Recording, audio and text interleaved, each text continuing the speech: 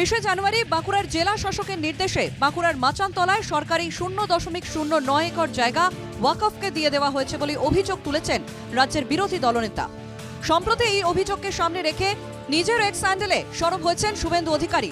তার দাবি, ওয়াকফ অ্যামেন্ডমেন্ট বিলে যখন নতুন করে কোনো সম্পত্তি ওয়াকফ সম্পত্তি করার ব্যাপারে নিষেধাজ্ঞা রয়েছে, সেই সময় বাঁকুড়া জেলা প্রশাসনের এই কাজ নিয়ে আইনি লড়াইয়ে যাওয়ার হুঁশিয়ারি দিয়েছেন বিরোধী দলনেতা। বাঁকুড়ার প্রশ্ন করেন না কেন? এই বাঁকুড়া শহরে 1 নম্বর খতিয়ানে খাস জমি যখন ওয়াকফ অ্যামেন্ডমেন্ট বিল জেপিসিতে এবং লোকসভায় বিচারাধীন, সেই সময় এখানকার জেলা শাসকের নির্দেশে এডিএম এলআর ওয়াকফ প্রপার্টি বলে 30/1/2025 মোতোয়ালির নামে এখানে রেকর্ড করিয়ে দিয়েছেন।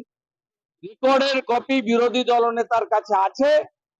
আমরা এটা নিয়ে আন্দোলনও করব এবং এটা নিয়ে লিগ্যাল ব্যাটেলও করব। শুভেন্দু অধিকারীর এই অভিযোগ সামনে আসতেই বিতর্ক তৈরি হয়েছে রাজনৈতিক মহলে। আমরা ওয়াকফ সম্পত্তি যে সমস্ত আছে তাদের বিরুদ্ধে নয়, কিন্তু নতুন করে আপনি যেভাবে খতিয়ানভুক্ত করে দিচ্ছেন জায়গাটাকে, এটা কিভাবে করলেন, এটা সদুত্তর আমরা জেলা শাসকের কাছে চাইব।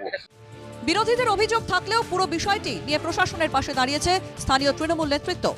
সেখানে সমস্ত লোক বসবাস করে, ঠিক আছে, ম্যাক্সিমাম সংখ্যালঘুরা বসবাস করে ওখানে মাচানতলা এলাকাটায়। তো তাদেরকে সরকার তো জায়গা দিতেই পারে। দেখুন, দিয়েছে তো জেলা শাসক, কোনো পলিটিক্যাল পার্টি তো দেয়নি, আর এমএলএ মন্ত্রী এমপিরাও দেয়নি। তো জেলা শাসকরা আইন বিধি মেনে নিশ্চয়ই দিয়েছে, বেআইনিভাবে তো দেবে না সরকারি জমি। Waqf amendment bill joint parliamentary committee এবং লোকসভায় এখনো বিচারাধীন। সেই সময় রাজ্যে ওয়াকফ নিয়ে নতুন করে বিতর্কে অস্বস্তি বাড়ছে প্রশাসনের। বাঁকুড়া থেকে মানস রায়ের রিপোর্ট, এনকেটিভি বাংলা।